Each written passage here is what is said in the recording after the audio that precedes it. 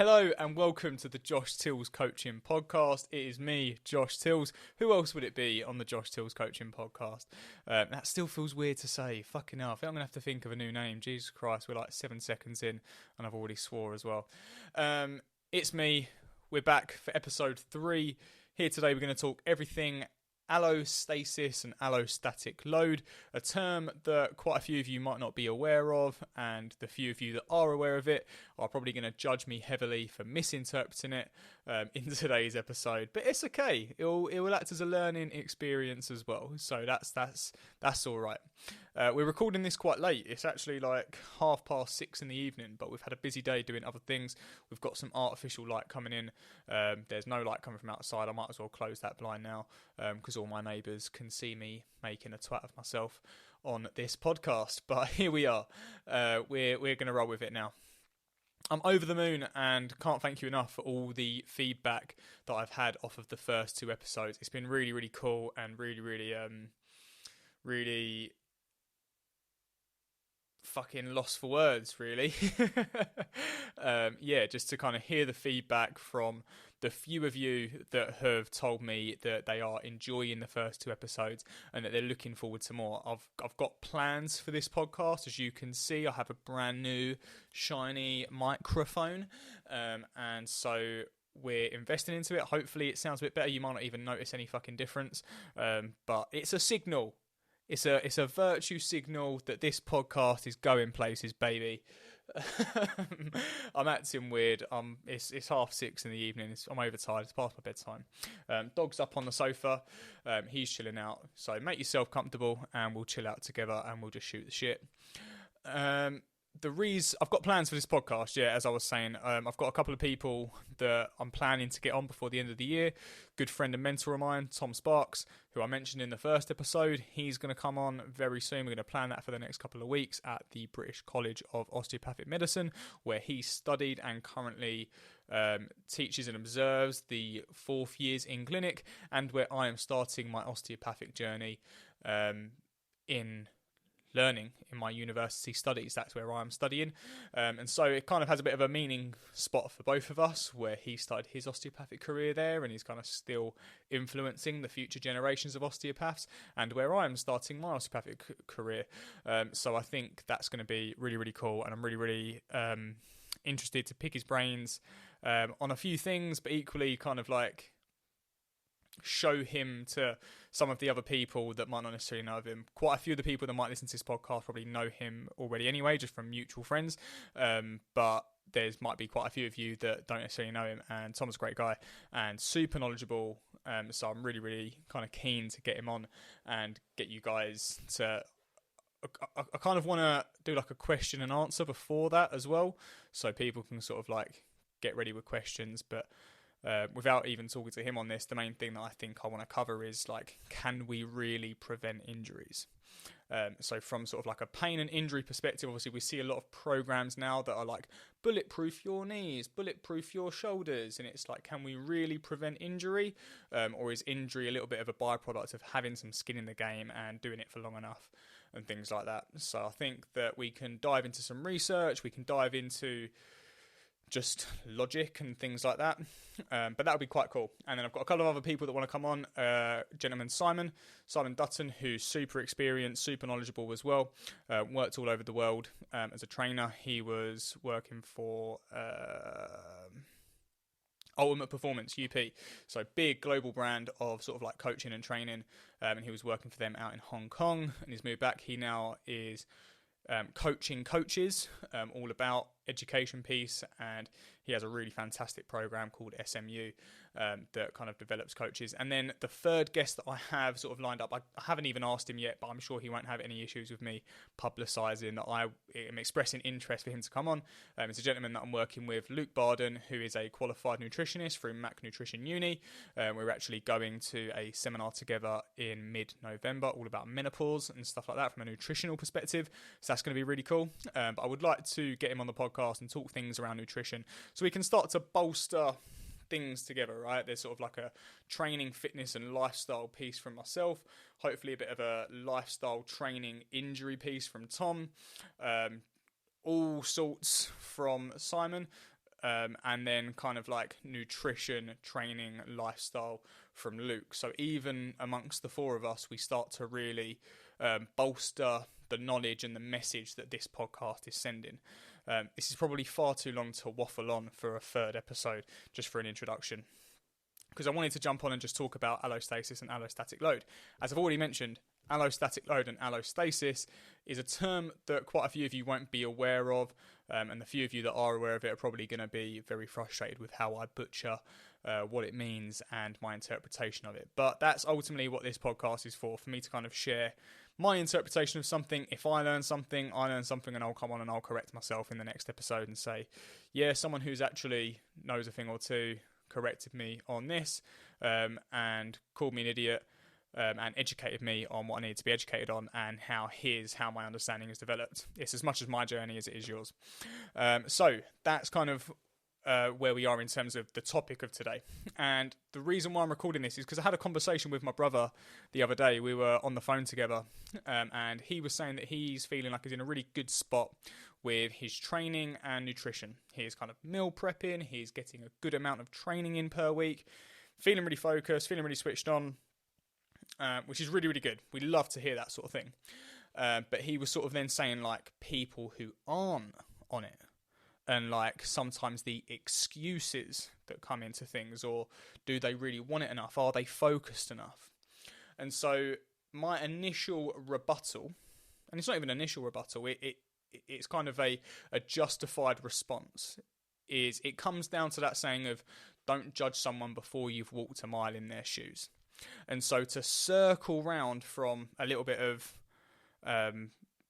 information about how this topic has come to fruition on a podcast to what the fuck is allostatic load and allostasis, seeing as you've mentioned it 4 times already in 10 minutes or however long we've been going, is our body's ability to sort of regulate stress effectively, and the physiological changes that our body makes in relation to stress and how it pertains to homeostasis.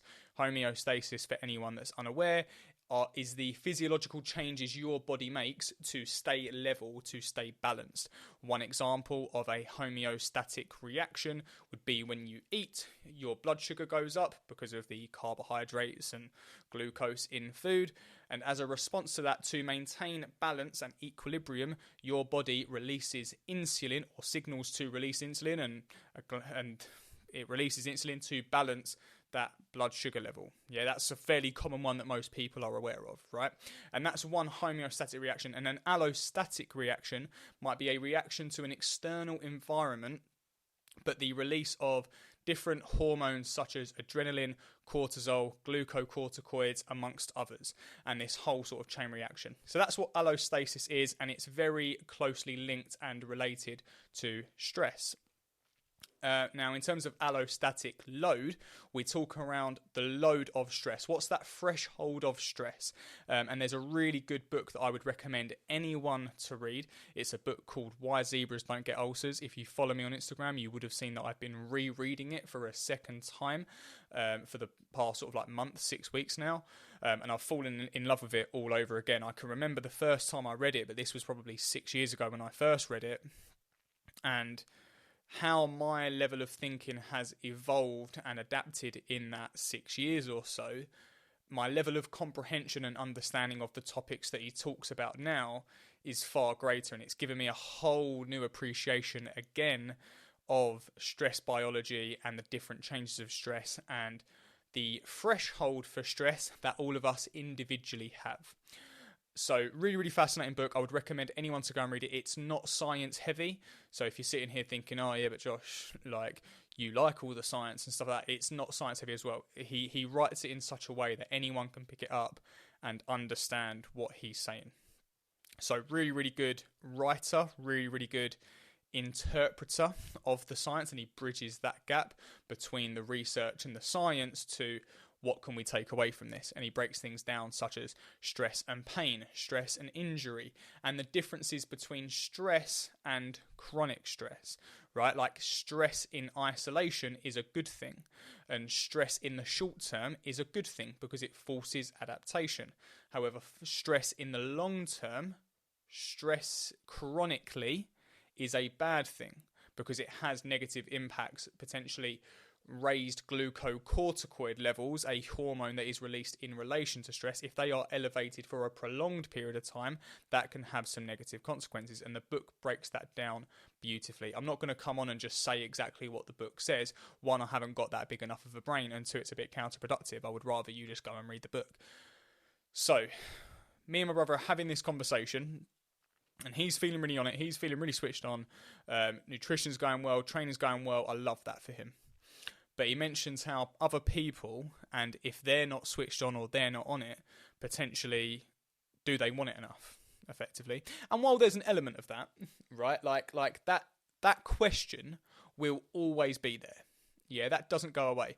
But my initial reaction to him saying it, not quite in those harsh words, this is me thinking back 2-3 days now and sort of like just getting to the crux of what we spoke about.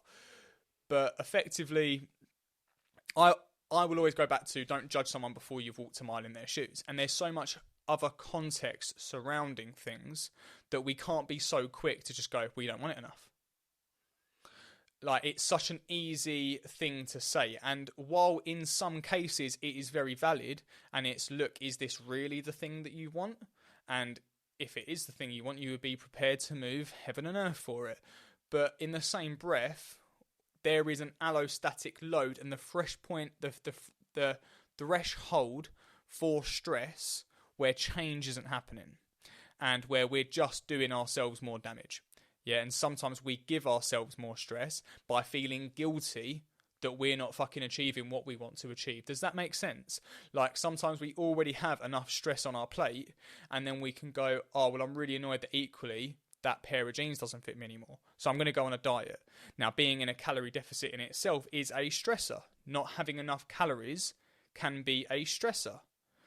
It can also be a reliever of stress, because obviously once we achieve the thing, we get back into the pair of jeans, it's like, oh, I'm so proud of myself, and we get this dopamine rush, and it's like, I'm not stressed or conscious about my weight anymore. But equally, physiologically, being in a calorie deficit can be a stressor.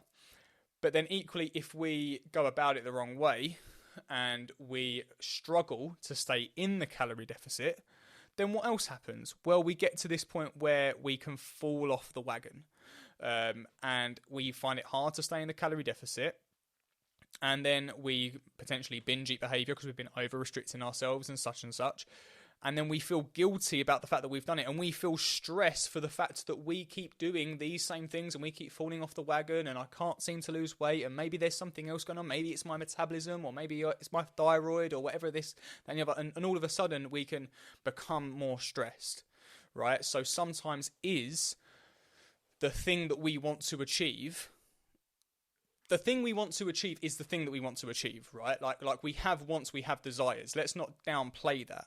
But there's equally an essence of how we go about doing that thing can directly influence our body's ability to do the thing, but equally how we feel about the thing as well. Yeah, this is a very convoluted way of saying what I know I want to say, and I fucking hate my brain sometimes. Woo! Right, so to refocus, like stress is a factor, and there's physical stress, there's mental stress, there's emotional stress, there's other types of, there's financial stress that might come more into like a physical, mental, and emotional stress, but there's all of like the subcategories off of those main three, I would say, right? Like the physical stress might be an injury, it might be the short-term physical stressor of training, right? Like when we resistance train, that is a physical stressor. If we have an injury and we are worried about an injury, that could be a stressor. That dodgy mole that you haven't got checked out yet, that might be a physical stressor and a bit of a mental stressor, because there's like a mental burden and a mental load on it. That sort of thing, right? The mental stress could be financial, it could be relationship, it could be your kids, it could be your job. That could equally lend itself into emotional stress, our feelings, right? Like the want to be loved and accepted by our friends, the fact that no one laughed at that joke that you made, or did that person interpret that thing that I said a bit wrong, and does that person no longer like me? These emotional stressors can equally feed in to our lives, and our body is making adaptations and changes in response to that. And so very quickly, within the space of me talking for 2 minutes about the different kinds of stresses, if we have all of those happening at once, you can see how there's a body that can feel a little bit peeved. You could tell that I wanted to say fucked. And I said it anyway. So you can tell that there's a body that might be a little bit fucked. And so when we kind of factor all of these things in, going back to the conversation, this is what I said to my brother. I said, well, we have so many stressors that sometimes it's not necessarily about, are they focused enough and do they really want it enough? Sometimes it's more about what else is going on in this person's life, and how do we get them to do the thing without tipping them over the threshold of allostatic load. Now, that's one option, right, is to not tip them over the allostatic load. So there's a really good analogy that Simon, who I want to have on before the end of the year, spoke about in a training a couple of weeks ago. And it was the analogy of a cup. And I think like military and police and kind of public sector workers more use the analogy of the rucksack. So if you work public sector, you might kind of be aware of that one. But I'm going to stick with the cup today. And so if we imagine our tolerance for stress is in this cup, and so when the cup fills up and it's kind of at that point of brim, obviously any more stress, fluid's just going to fill outside of the cup. Now we have two options in terms of the adaptation. As a coach, I have two options for when you're kind of at that point. What do I do? Well, I can either give you a bigger cup, and I can either try to increase your tolerance and your ability to take on more stress, probably in the classification of physical stress, i.e. working out, training, intensity, that sort of thing, potentially nutritionally, being in a calorie deficit, dealing with cravings and temptations, that sort of thing as well, right? Or we can look at strategies to reduce the amount that you currently have in your cup. So is it breath work? Is it talking to your partner? Is it having a good support network rather than just talking to your partner? Is it having a good support network that knows what you are trying to achieve and supports you fully on that? Is it being aware of timings? So if we're doing a session or I program you a session, are we programming it on a day when the sky is falling and it's totally unrealistic for you to be able to achieve that session? So there are all of these sort of different things that we can start to think of to try to lower the amount that is currently in your cup. And that's kind of a really nice way of thinking of it, right? In terms of the allostasis and allostatic load, is how full is my cup? And again, it's sort of like a public sector thing with a rucksack, a military and police sort of thing of how full is your rucksack? Do you need to take things out of your rucksack to make space for more?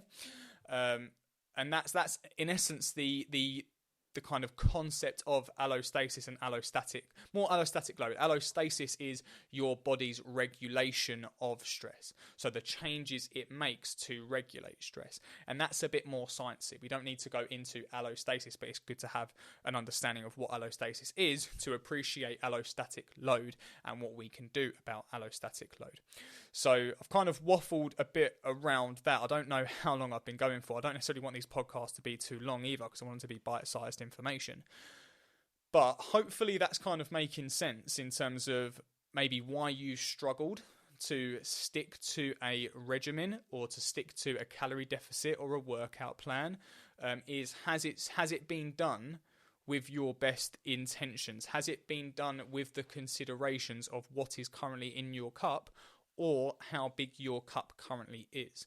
And like, you might listen to some of the strategies that I said earlier about fucking doing breath work and think, what on earth would I want to do breath work for? Now, some people were more receptive to that sort of things than others. Like, your strategies to increase your cup have to be specific to you, right? There's sort of like reels and memes about when people go to the doctors for depression or anxiety, and the doctors, they're like, oh, you're a bit depressed, are you? Oh, have you tried having a cup of tea? And it's like a little bit like just what? Like, there needs to be some sympathy. Like we can't use these cookie cutter approaches and go, well, we know that breath work and meditation is great. Yeah, but if I don't fucking like breath work and meditation, what the fuck is it doing it for me?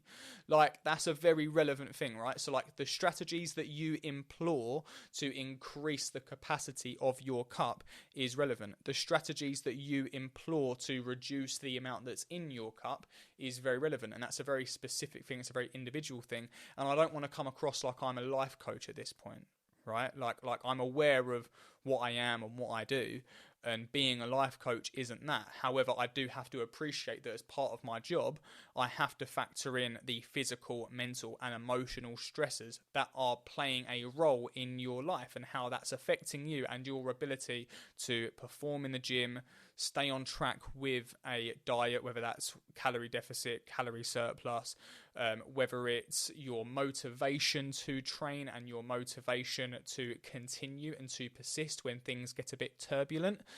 All of these things become relevant, right? And so I don't want people to listen to this podcast and think that I am a life coach as well as a fitness coach or a health coach. Like, no, I just have a very big appreciation for all of the things that might be relevant in someone's life. And so I don't ever want to be too quick to make assumptions about, well, that person just doesn't want it enough. And I come back to what I said earlier, where that answer will always be there, right? If someone is struggling, that's not going to be the first thing that I pull out of my toolbox, right? You're not focused enough. It first has to be what's relevant here. Are they having a really stressful time at work? Are they having a really stressful time in their relationship? Are they struggling? Like, are their kids ill? Or is there something going on that might impact this person's ability? And I equally want to be clear, just as I say all of this, all of these things. One, we are very resilient. I've mentioned that in the first podcast that I ever did. We are super, super resilient, and so we shouldn't think that any stress is bad. Stress in the short term is a good thing.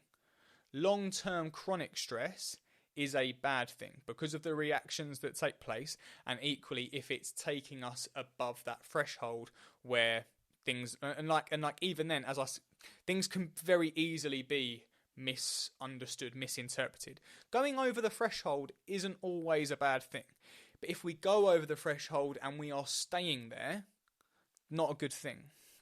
Stress in the short term and being at that kind of brim point of the cup, not a bad thing. Our body can do it, and our body can make adaptations in that sort of zone, right? One of the adaptations might be that we become more tolerant to that level of stress, right? I made a bit of a joke with my mum the other day where, like, I don't know, I was a little bit down in the day, and it was just a down day. I think Toadie was a little bit ill. And she was like, things will get better. And I made a bit of a joke after a night of not having much sleep. And I was like, I don't think they do get better. I just think you get more numb to it. And like, as dark and as morbid as that sounds, it was very much said in a sleep-deprived state and a bit of a joke. But sometimes that is very relevant, right? The longer we stay at that brim point, the more it forces our body to become more tolerant to that level of stress. That's a strategy that might be increasing the size of the cup, that we just get more resilient and more tolerant to that level of stress. But sometimes we don't want to become that tolerant and that resilient to that level of stress. Does that make sense as well? Like there's so many pieces to this, and this is why I think it's important to discuss it now. And I am certain that it is something that I'm going to bring up with Simon, that I'm going to bring up with Tom, that I'm probably going to bring up with Luke, just as the next three guests that I have that I really kind of want to present to anyone who's listening to this as well. Because it is such a massive part, and it's such a massive subject that I don't even fully understand, that like there's more things on that list than I can even think of.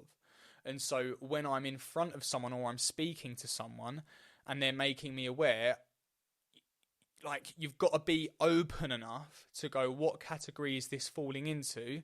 How does it affect what we're doing? Are we at a point where this is inhibiting any changes, or this is resulting in a lack of progress, right? Because the answer of or the comeback, or the answer of you just don't want it enough, will always be there. That's not going away. Yeah. If if we find that a long enough period of time goes by, things still aren't changing and this is still the way that things are, then we might have to use that. Or if certain signs present themselves of actually there's there's never a good time, right? Like ultimately, like there's never a good time to go on a diet, other than like you're morbidly obese, you're gonna die. Like we can always find a reason to get out of something. I know I certainly can. I know I could go, oh well, it's never a good time to take on a university degree. It's never a good time to start losing weight. It's never a good time to fucking row an ocean. Like, but you sort of have to sometimes accommodate these things in your life for the better. So all of this to say, there's so many things at play at once that we have to be aware of them. We have to appreciate them, but we can't overhype them or overplay them. Yeah, it's a real balancing act, and it is really individualized as well. Because what is my load, what is my level, is not your level, is not someone else's level. And so there is a real empathy that has to go into that, because some people don't have the same level as you. Some people have a higher level than you. Great. Sometimes that can make you feel like shit. Sometimes that can be like, well, how comes they can manage it all? Like, again, that can be a stressor, right? Like looking and comparing yourself to someone else in the day of social media, in the day of short form media and quick content and endless doom scrolling, that can be a stressor. Why is it this person has a highlight reel and they're always doing something and he earns more money than me and whatever, right? Like there are all of these reasons and all of these things at play all the time that could be a stressor. We could be here all night thinking of different stressors that happen in the modern life that most of us will go through. And so I've probably spoken about stress enough for one evening. It's closing in on 7 o'clock. I think I've been going roughly around 20 minutes, maybe a little bit longer. And so I don't want to bombard you with it. As I say, we will probably be revisiting this topic quite a few times. So this here hopefully gives you an appreciation for the different things at play. Hopefully it gives you a bit of an appreciation for me as a coach and kind of what goes through my head when someone is struggling, because it's very relevant and all of these things we have to manage. And like a really good way from like my analogy as a coach, I always think of like, you know, like a recording studio. You see like producers and they're like changing the levels. They've got like the little deck. I'm not a producer. I don't know what all, but there's loads of little sliders, right? Like the sliding recording studio. How do we slide the levels to make it so the end result is where you want to be from a physical, nutritional transformation, pain-free, whatever it might be, more confident, like fitting in your clothes, whatever that might be. How do we adjust the levels in our recording studio? If you're doing the thing and I'm producing it, how do we manage those levels and get them to where we need to be so that you can get the end result? That's kind of my thinking of allostasis and allostatic load in this dynamic way that we present things. And so hopefully that's been really helpful for you. It's been helpful for me just to talk through it, to be honest. As I say, we've got some guests coming on.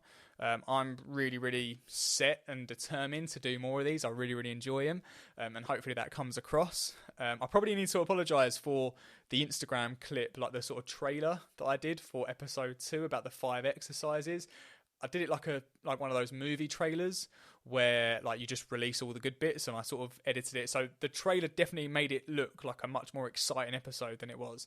But I'm not going to apologise for that, because hopefully it got some of you onto the podcast listening to it, and then hopefully thought, oh, that Josh is a bit of a sound guy and he's got some good crack, he's got some good banter, so I'll keep watching and I'll keep listening.